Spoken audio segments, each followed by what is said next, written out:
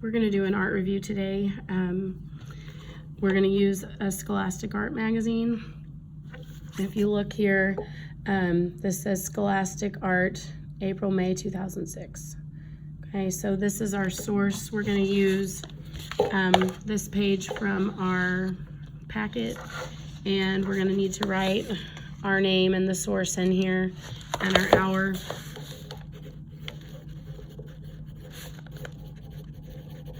So then I'm doing Scholastic Art, and then April, May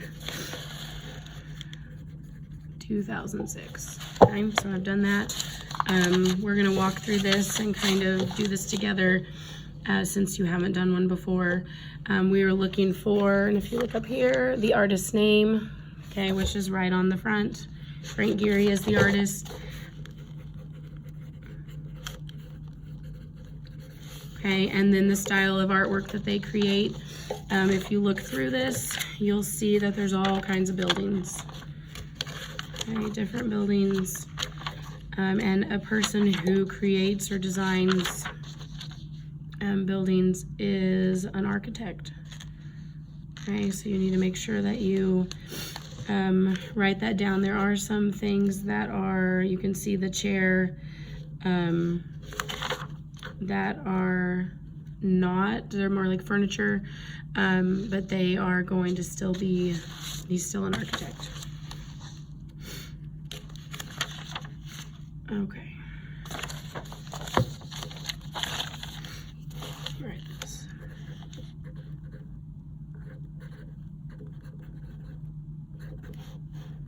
Okay, and then it says when the artist was born and when they died. You're gonna have to read, there are really three main sections to this. You've got one here, and then a little section on this side, okay, from this page and on this page, just on the bottom. The rest of it past here is just extra information on other like pieces of artwork. So we're just focusing on the front. And a good place to find this without having to read through a whole bunch, and this is kind of a sneaky little place, but if you look in this front cover, it says Frank Gehry and then B 1929. You'll know that there's not a D, he hasn't died, and so we're just going off of when this magazine was made, and so we're going to put that in here, that this is 1929. When the artist created and where they created their artwork.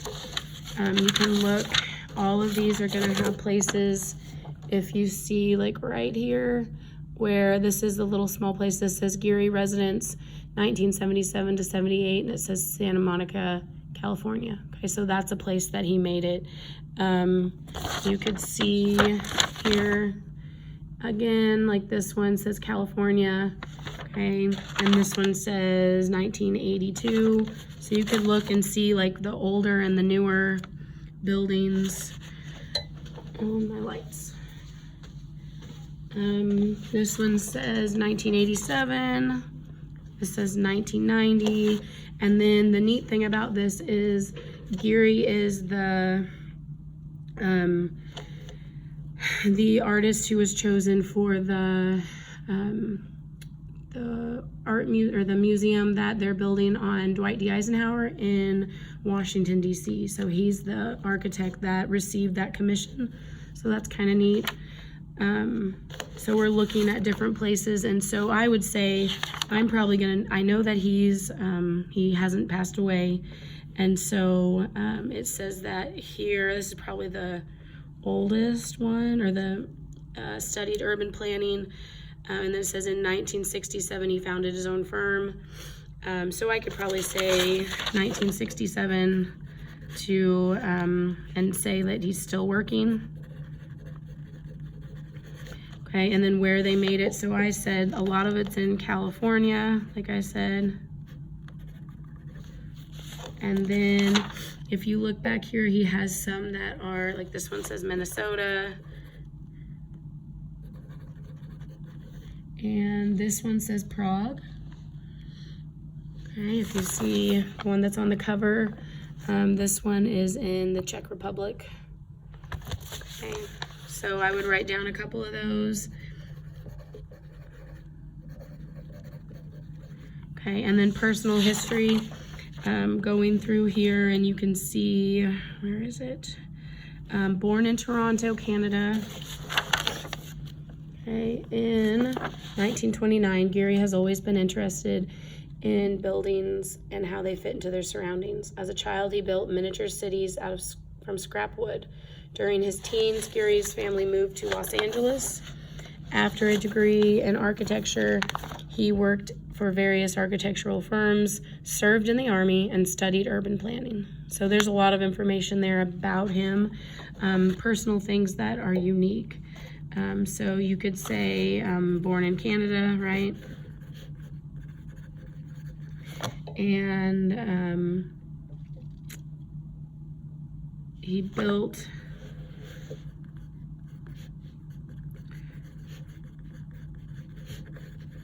little cities out of scrap wood when he was young.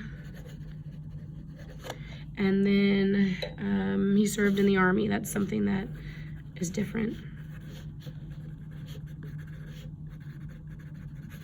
Okay, so the name a specific piece of artwork that he created. This is you picking one of them, and you're going from like these little things. This is Gehry Residence. That's something he made. I think this chair is fun. This is the Easy Edges wiggle chair. Okay, that's what I'm going to write down.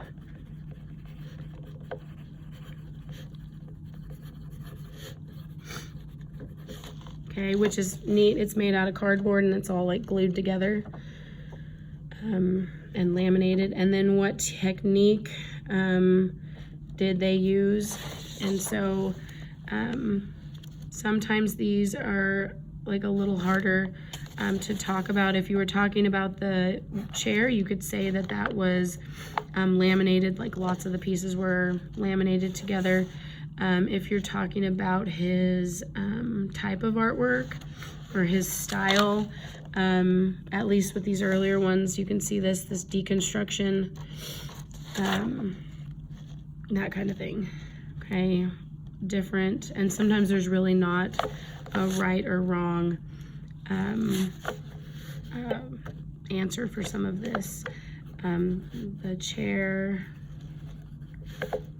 is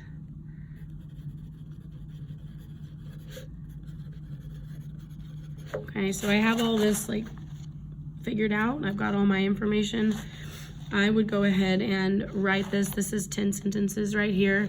And so they need to be complete sentences. They need to have capital letters, punctuation at the end. So I could start with Frank Gehry is an architect. He was born in 1929 and is still living. And I would write these things. He has created work since 1967 and is still working, which I could even say he is, I guess, designing or working the Eisenhower Museum.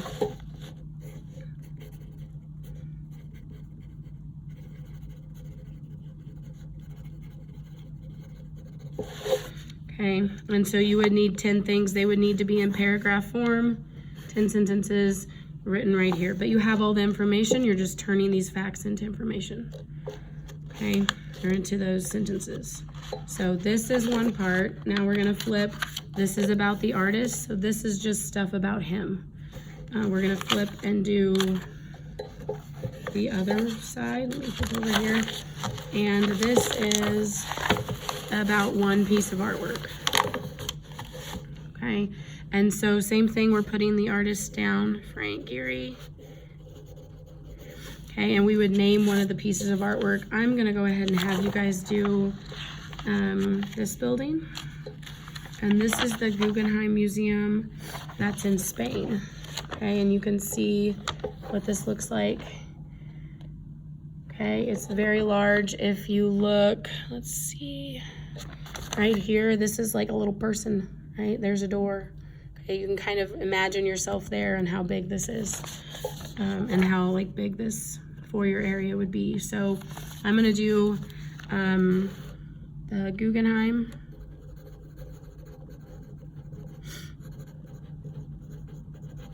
And then I'm going to describe what it looks like. And so there are the elements and principles design up on the board next to the dry erase, and they're listed right here. So you're picking 2 of these things to talk about, but this part doesn't have to do with the elements and principles. This is just if you're talking to someone on the phone. So you're calling them and you're saying, hey, I'm outside the Guggenheim Museum in Spain, and it's so awesome. It's amazing. It looks like, and then what would you say? How would you describe this? Okay, you could say it's metallic, right? It's silver, okay?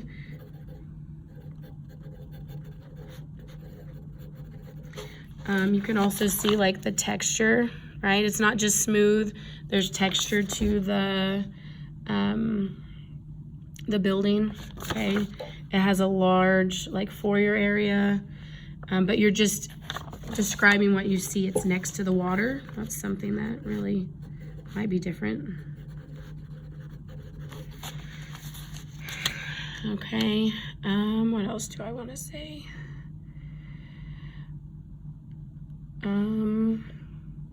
The metal has like a brick texture. The outside.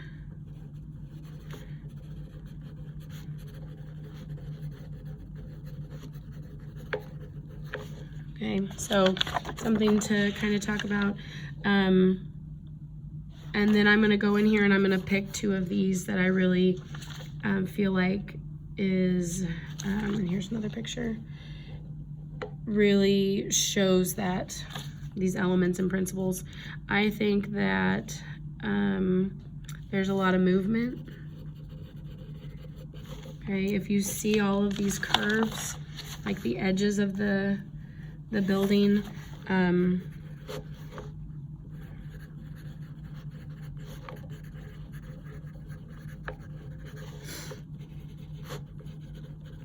okay, and if you can explain it, then it's right, it's fine, you know, you just got to go with it.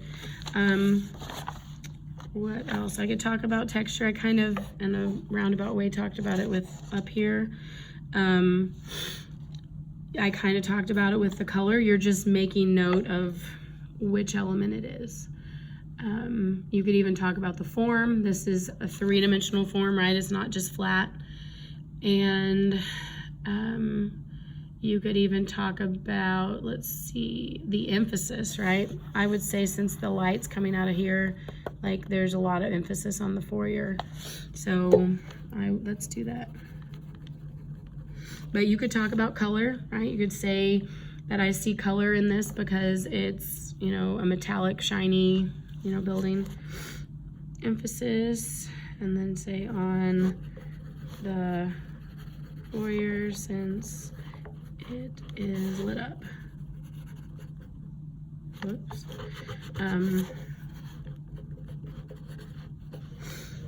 Okay. And then what do you think may have been the artist's purpose in creating this artwork? And I'm going to read some of this to you. In here you can see to reflect, where am I? Here we go. To reflect Bilbao's shipping past, Gehry chose the long sweeping shape of a boat for the part of the museum that faces the river. The 3 long horizontal wedges that form the main section of the building are visually balanced by the vertical tower that arises at the opposite end. None of the interconnected geometric and organic forms that make up the tower are the same size, shape, height, or angle. Some are solid and 3-dimensional, and some are flat, curved planes. So you could see that he was making this to reflect the past. From that, if you look back here, you can even see how the town, what it looks like. This really would have stood out against the rest of it. And then this is a museum, so this can be taken lots of ways. So what might have been the artist's purpose, and you can reflect on the shipbuilding past. right?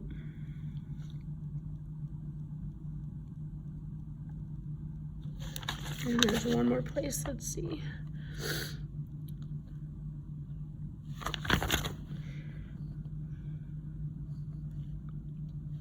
So Frank Gehry's most famous work to date is a branch of the Guggenheim Museum built on the river of a small Spanish port town of Bilbao. This structure couldn't be further from the conventional idea of museums. As neutral white cubes, Gehry's creation resembles a vast shimmering sculpture set against the dark industrial city. Okay.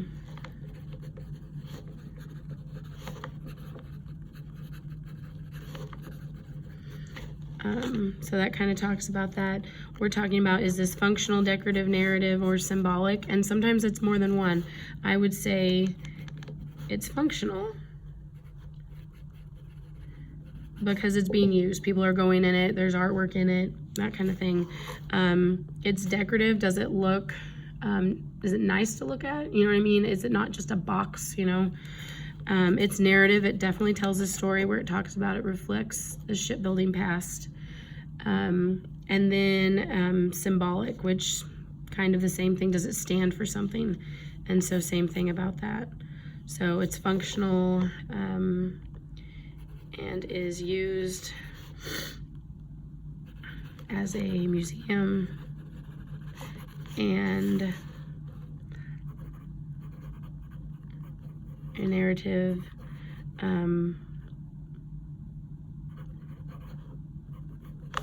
It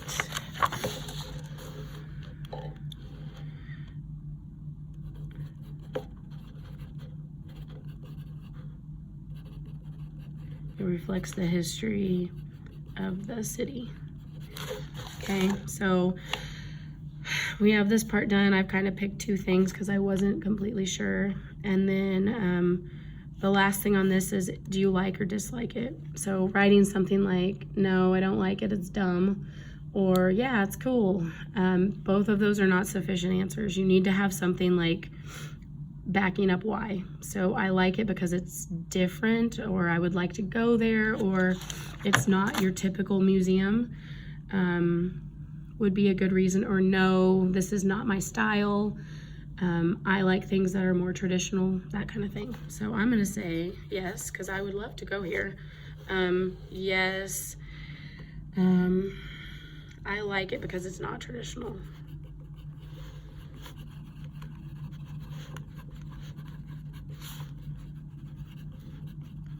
And because it's one of a kind.